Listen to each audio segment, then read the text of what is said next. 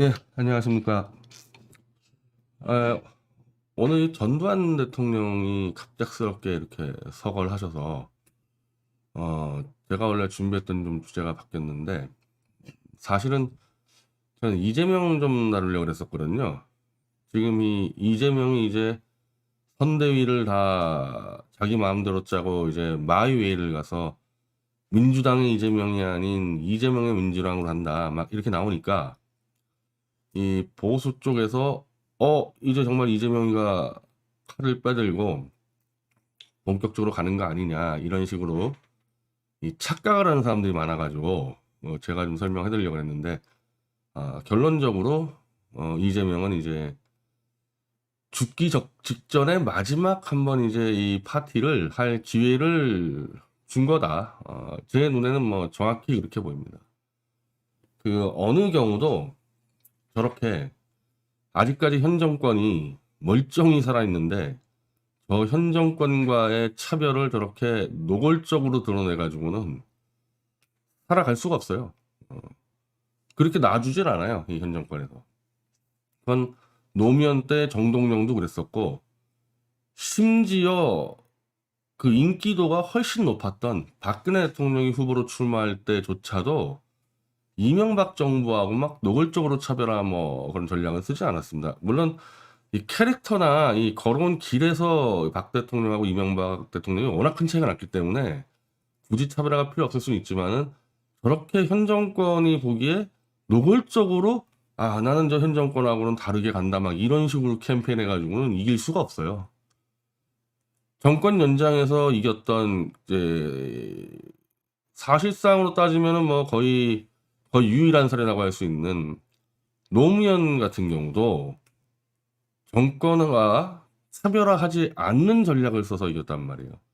김대중 쪽을 짓밟지 않고 그냥 그대로 가서겼는데 아마 이렇게 되지 않겠습니까? 이제 이재명이 하소연했겠죠. 그러면은 자 마음껏 한번 뛰어봐라. 네 마음대로 이제 던져놨을 때 우리가 이제 그거 보고 판단하겠다 하면은 이재명이 이제 신나가지고 이번 기회에 한번 내 마음대로 해보자 하는 순간에 역시 저놈은 원래 저거였어. 저런 놈 대통령 되면은 100% 이제 이 전 정권 사람들 감옥 집어넣겠구나. 막 그게 훤히 보이잖아요, 지금. 저렇게 해가지고 지지율이 폭발하고 막 그러지도 않을 거지만은 문제는 그 속이 훤히 보이고 있다는 거죠. 저놈은 집권하면 문재인 애들 다 죽이겠구나. 딱 그게 보이는데 문재인 애들이 바보도 아니고 그걸 왜 놔주겠습니까? 마지막에 그냥 자기 죽음을 위한 그냥 이 진원곡 파티를 부르는 꼴이에요, 지금 저 이재명이는. 근데 다만 좀 시간상으로 저는 이제 이 국민의 대화, 문재인의 국민의 대화를 전후로 이제 급격히 이재명을 죽여갈 거라고 봤는데 이재명의 이 라울로 파티에다가 시간을 줬기 때문에 좀 시간이 좀 뒤로 밀리면서 이재명을 먼저 죽이고 윤석열을 뒤에 죽인다는 그 계산이 뭐 거의 이제는 이 이재명 쪽이 좀 시간이 밀리면서 거의 뭐 둘 다 그냥 뭐 동시에 죽어가지 않을까. 그런 좀 시간의 차이만 좀 있는 것 같습니다. 자, 먼저 이 전두환 노태우 문제. 이게 이제 어찌 보면 윤석열과 이 태극기 변절 세력들의 입장에서 뭐 악재 중에 악재예요, 이게. 이제 이런 게 악재인데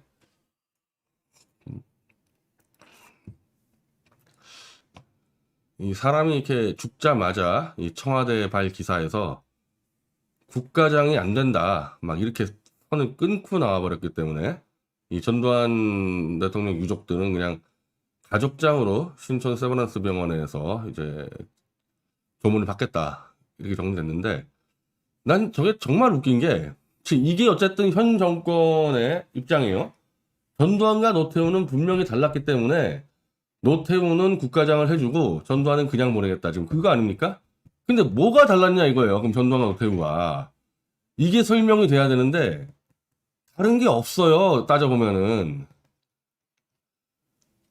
자, 모든 거 전두환이 했던 모든 군인으로서의 행적 그 정치인으로서의 행적, 대통령으로서의 행적은 노태우와 같이 움직였거든요.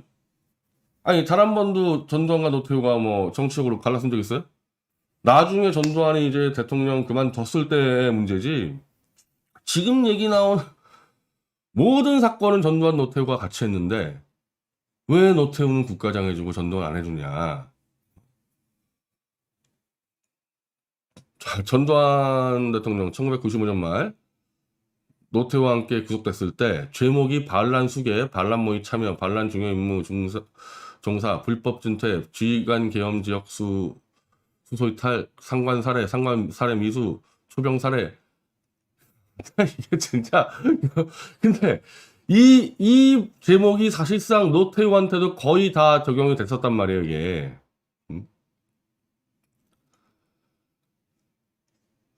자, 이유는 뭐냐? 전두환은 사과는커녕 회고록을 통해 오히려 조비오 신부의 헬기 사격 목격 증언이 거짓이라고 주장을 하는 등 한마디로 친문 좌익 세력에 엎드려 빌지 않았다. 이게 지금 추가된 제목이에요. 전두환에 대해서는.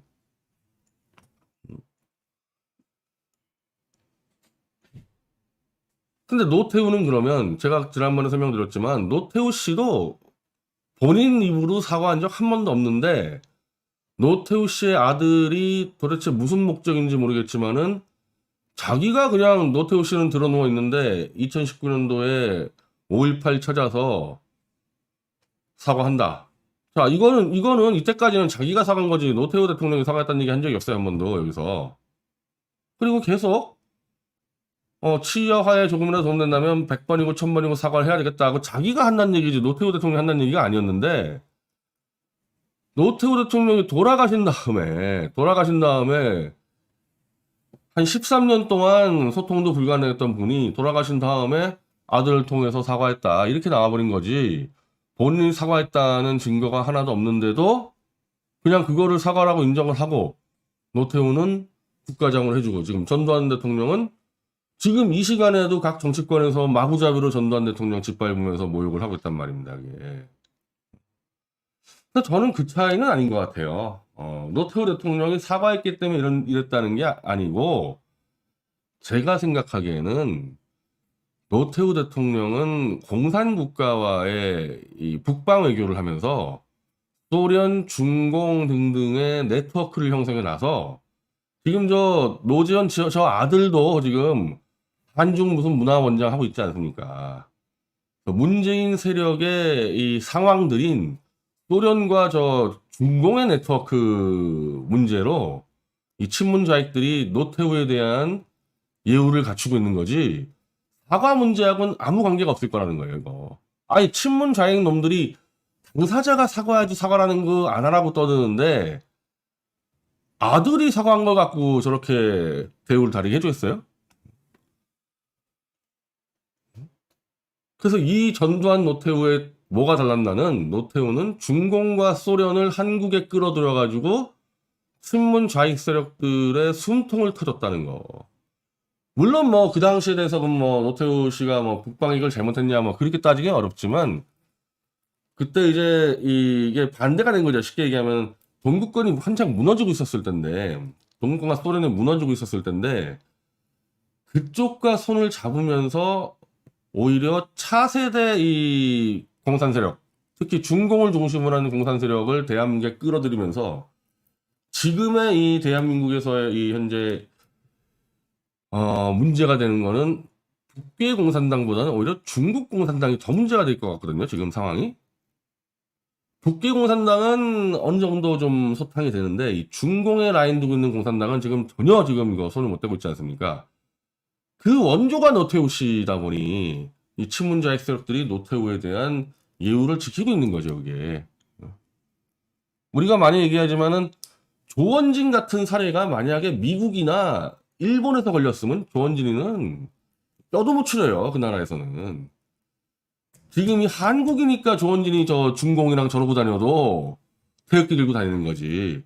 그 물꼬를 터준 게 노태우고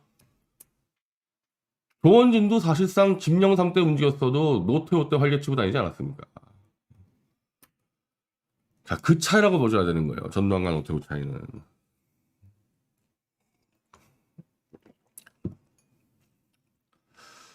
어, 이 윤석열이가 오늘 점심 때 이 기자들과 만나서 전직 대통령이니까 가야 하지 않겠나 조문하기로 한다라고 얘기를 해놓고는 바로 3시간 만에 조문하지 않는다라고 발표를 합니다. 이양수 수석 대변인이.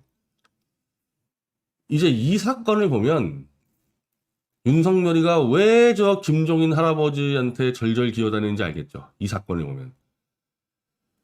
전직 대통령에 대해서 조문을 하고 안 하고는 굉장히 엄중한 사안이죠.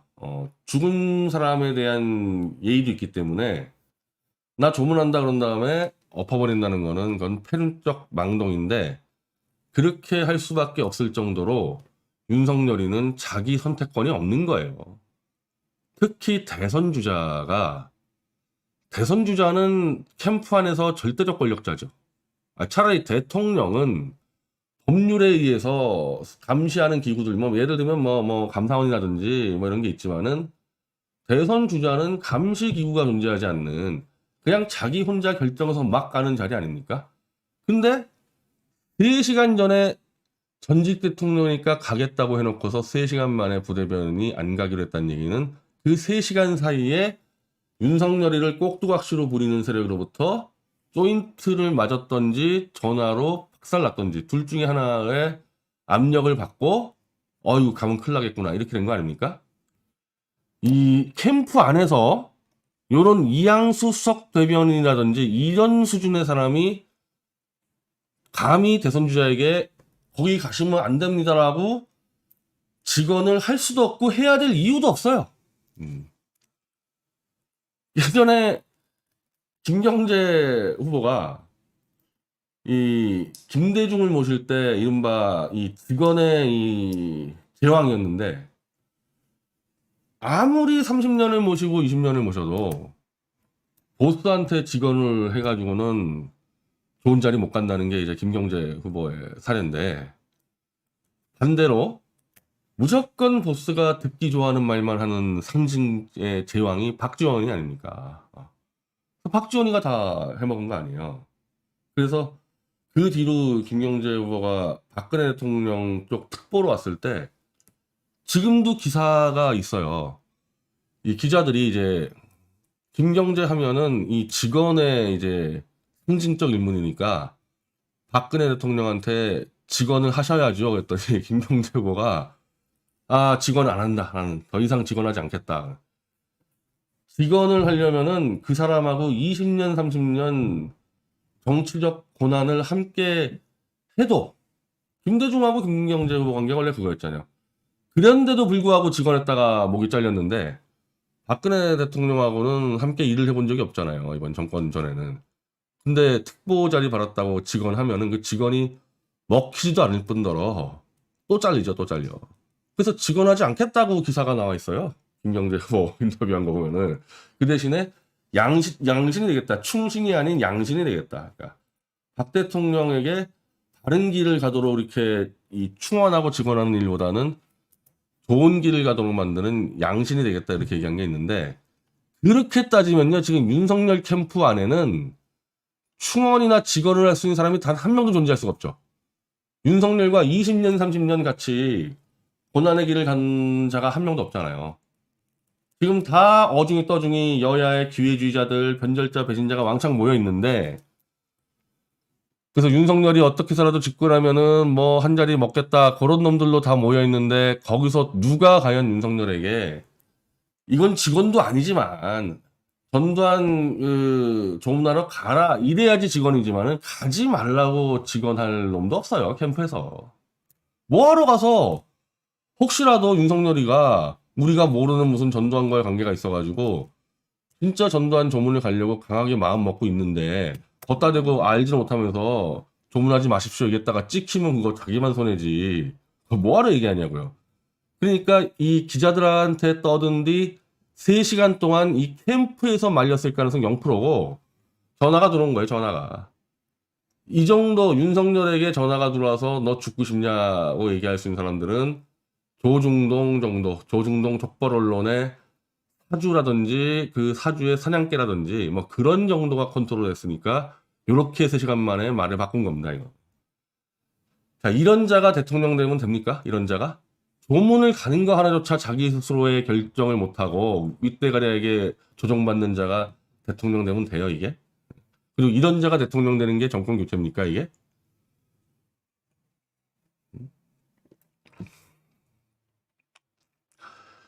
윤석열보다 먼저 윤석열이 이제 쫄래쫄래 이제 조문하러 가겠다고 준비하고 있는데 이준석이 먼저 조문하지 않겠다고 딱 선언합니다.